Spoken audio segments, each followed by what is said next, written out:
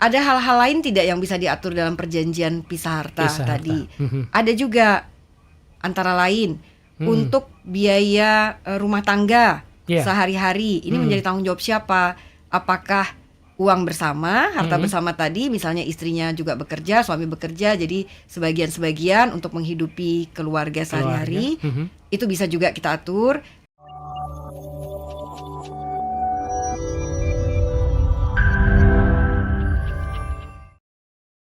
Apa yang terjadi jika salah satu pihak melanggar pasal dalam perjanjian perkawinan? Mbak Sasha menyampaikan ini.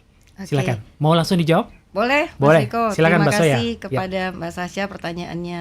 Jadi Mas Riko, sebelum menjawab kalau salah satu pihak melanggar apa yang disepakati, mungkin kita bicara dahulu dari isi perjanjian kawin atau yang kita sebut perjanjian pisah harta tadi. Nah, apa sih isinya, sahabat Sonora, dalam perjanjian kawin ini? Kita sebenarnya hanya mengatur khusus terkait dengan harta benda yang ada selama masa perkawinan. Gitu. Jadi tentang aset yang akan dimiliki, kemudian aset ini termasuk juga kalau dari aset itu menjadikan suatu keuntungan atau kerugian. Pendapatan dari aset itu jadi berkembang menjadi ada pendapatan, ada penghasilan gitu ya, Mas. Nah, sebenarnya terkait dengan hal itu. Nah, ada hal-hal lain tidak yang bisa diatur dalam perjanjian pisah harta tadi?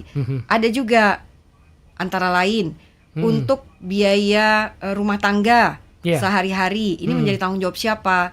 Apakah uang bersama, harta bersama tadi, misalnya istrinya juga bekerja, suami bekerja, jadi sebagian-sebagian untuk menghidupi keluarga sehari-hari, itu bisa juga kita atur. Atau karena suaminya bekerja, istri tidak bekerja, berarti ditanggung oleh suaminya sepenuhnya.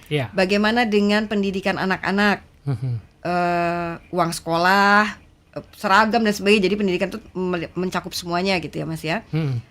Siapa yang mau menanggung? Apakah tadi disepakati oleh sang suami atau memang dibiayai oleh keduanya gitu ya, secara bersama.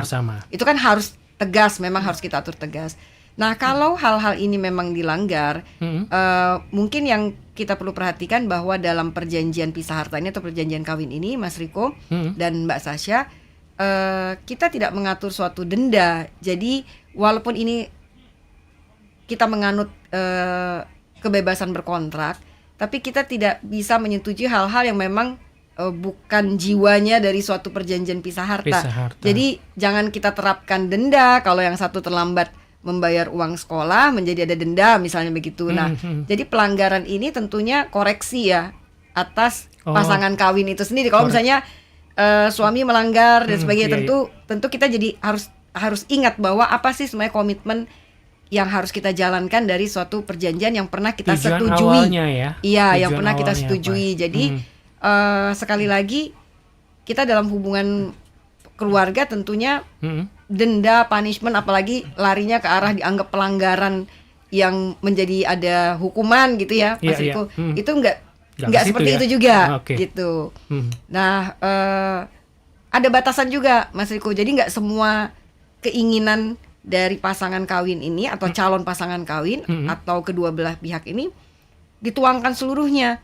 Jadi ada batasan-batasannya. Jadi tidak boleh misalnya melanggar suatu hal yang asusila. Terus kita tidak mengatur tentang perceraian, karena itu sudah ada hukumnya sendiri, sudah ada ketentuannya sendiri. Tentang warisan kita tidak mengatur di situ gitu. Jadi benar-benar sebenarnya kita peruntukkan untuk mengatur harta kekayaan atau harta benda yang kita dapatkan selama masa perkawinan itu. Kayak semacam proteksi juga ya terhadap harta jadi, kita. Kalau suaminya melanggar, ya mungkin langkah pertama ya kita ingatkan gitu ya, Mas ya.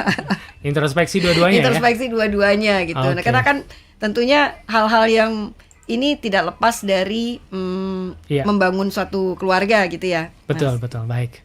Semoga menjawab ya tadi Mbak Sasha menyampaikan, Mbak Sonya ya.